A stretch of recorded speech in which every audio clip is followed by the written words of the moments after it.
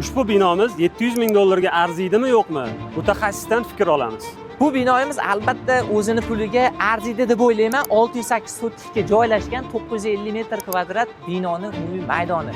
Bu joyda yashab, maza qilib katta oila farovon yashasa ham bo'ladi. Sababi ko'rib turganinglardek yangi neoklassik remont to'liq bitkazilgan.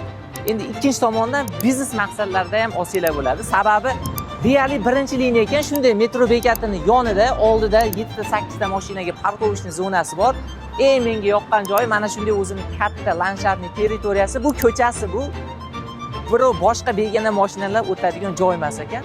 Hostel, xususiy bog'cha, maktab, gostinitsa faoliyatlarida foydalansiz yoki uni shunchaki mana shu faoliyat uchun ijaraga bersanglar ham bo'ladi. Telefon raqamlarimizni yozib qoldiramiz. Batafsil ma'lumotlar bo'yicha mana Muhammad Metin sizlarga o'zi ma'lumotlarini beradi.